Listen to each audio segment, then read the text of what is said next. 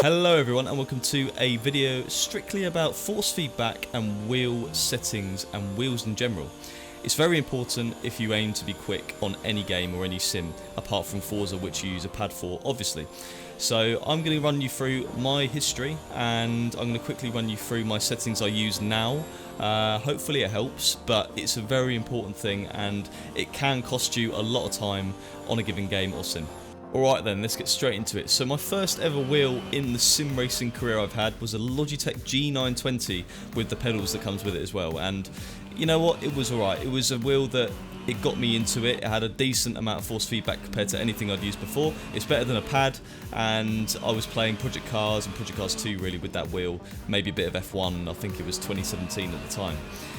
Moving on from that, I upgraded to a Thrustmaster T300 RS with the standard pedals. After a while, I upgraded the pedals to T3PA Pro pedals, and to be honest, this was my first really competitive wheel. I started to get fast on games, Project Cars 2 especially. Came second in a tournament that involved me going to Austria, and I qualified for that final on that wheel. So that's where it kind of took off a little bit for me. It started to turn from a hobby into almost a career, but the wheel after a while did lack some force feedback. It started to break on me, so I had to upgrade to something else.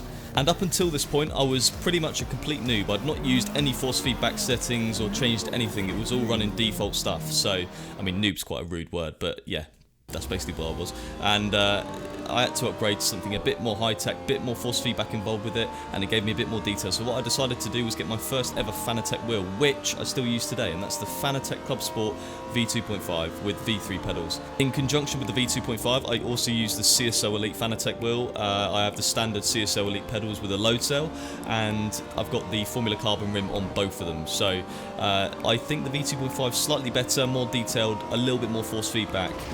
But what I will say before we get into the settings of my wheels is I use the TGT on Gran Turismo Sport, fully default, no settings adjusted.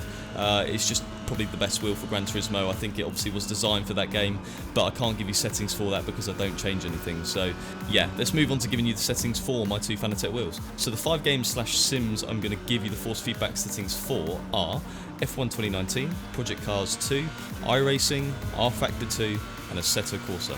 These are the games/sims I play the most, and I've had to develop force feedback settings over time to make me comfortable and consistent and quick on these given games. And what I would say is each car and each track, depending on mods as well, for Assetto Corsa and R-Factor for example, they feel a lot different. So don't take these settings and just run them and expect everything to be fine.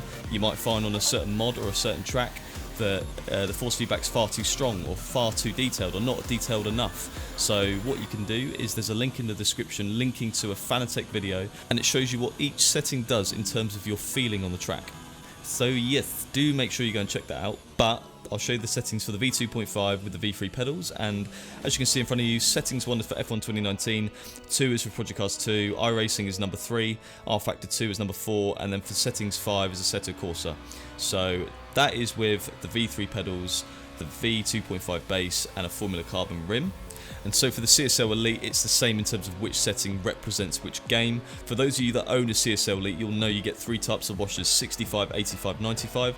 These settings are for the 85 washers, so if you use different washers, just bear in mind you may have to adjust the BRF setting compared to the ones I've got. But yeah, those are my settings for the Fanatec. To be honest, I'd want to upgrade in the future to a proper rig, direct drive, really sturdy frame, triple screen. You know, I want to go that way eventually, but obviously that's a lot of money involved, so I need to do a lot of saving before I get that, but hopefully that can be either this year or next year. It is just worth saying that both my Fanatics are on a black F1 playseat, which I did an unboxing video on in the past, so if you want to go and check that out, if you have a playseat or you're thinking of getting one, do look at it. It's in the card above. It's a nice insightful video into how good a playseat really is, but I guess apart from that, that is this video kind of wrapped up.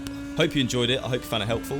Do the standard stuff. I'm on the socials if you want to ask me any questions. FFB settings are very complicated, so I wouldn't be surprised if there were a few questions.